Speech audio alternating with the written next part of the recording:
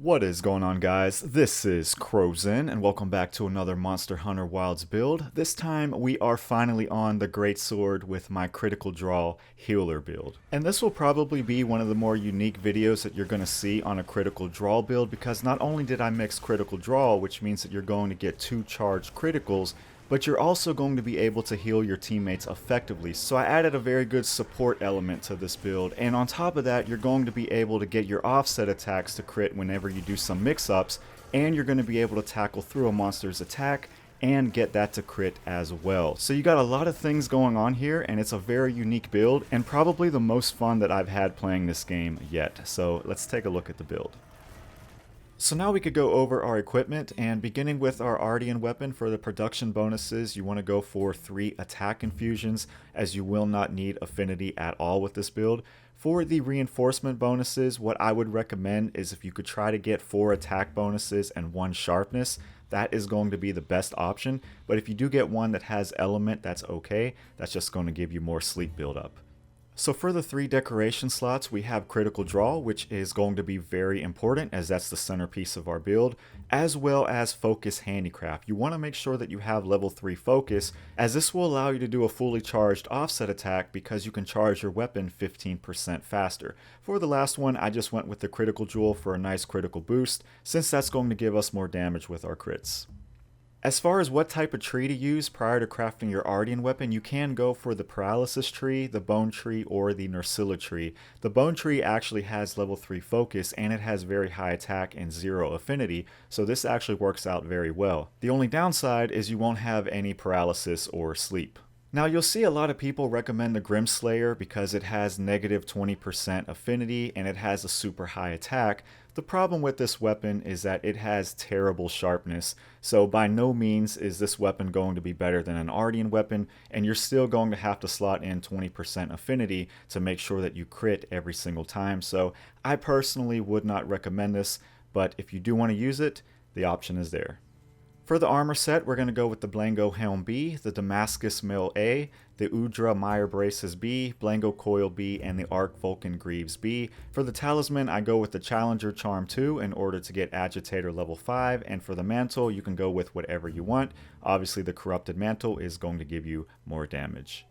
And by having 2 pieces of the Blango set, we're going to get Warcry 1, and when we use the 2 Victory Gesture, we're going to be able to increase our attack power as well as our allies. So it works out very well, especially on a semi-support healer build.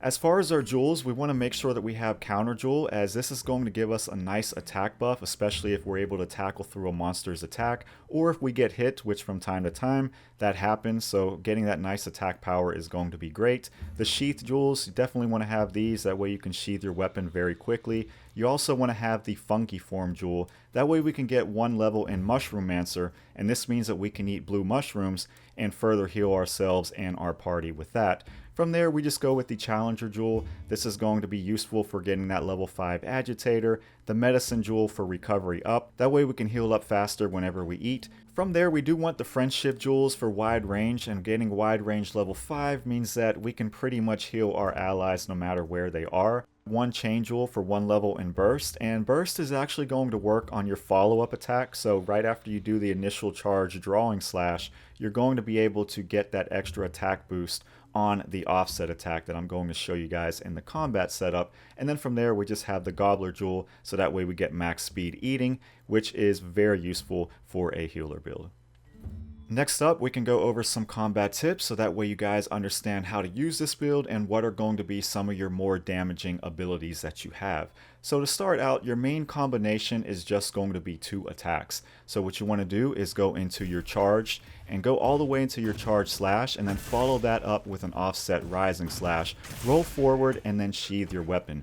And that is going to give you the fastest sheathe, and you're also going to be able to get 2 fully charged criticals by going with that offset rising slash. So there will be a few variations to our main moveset, and one of those involves tackling. So what this means is that if you are charging up your drawing slash and you can't get that thing fully charged before a monster hits you, you can actually tackle through that attack and still get a charge crit.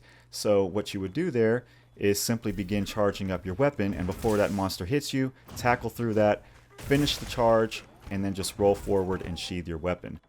So another variation involves doing an offset attack following your charge drawing slash. So what you would do in this scenario is begin your charge drawing slash and then go into your offset attack, release that offset attack, and that is also going to crit. And then you can go into your follow-up cross slash and then roll forward and sheathe your weapon. Now the follow-up attack won't crit, but the initial offset will. Another option that you have here is if you want to target wounds with a focus strike. So what you would do then is just do a very quick attack and then go right into your focus slash that way. And it wouldn't be a healing build unless I mentioned something about healing. And the cool thing about this build is that you're going to be sheathing your weapon constantly. And so what that means is that if one of your party members takes a big hit, you can actually just sheathe your weapon after one attack and give them a nice mega potion or a blue mushroom, and that is going to heal them up very nicely and keep them alive, and then you can go right back into your charged attacks. So for a typical rotation, all you're going to do is draw your sword and do a charged slash, and then go right into a charged offset rising slash, roll forward, sheathe your weapon, and then just rinse and repeat that little combo, and then occasionally you are going to get an offset attack to crit. It just happens naturally with this build simply because we're going to be doing offsets quite a bit. And then once you put that monster to sleep, this is your opportunity for some nice big damage on that monster's head, and then just rinse and repeat your normal combination after that. So I hope you guys enjoyed my Greatsword Critical Draw Healer support build, and this build was so much fun to use because it just gives you a different playstyle that you're not really going to see too often with the Greatsword, and you don't have to spec all of your armor to be critical hit gear, and that's what I love about this build. It's just so different, it's unique, and you guys are really going to find this playstyle enjoyable. So let me know what you think about this build, and let me know what type of weapon you want to see next, and I will see you in the next video.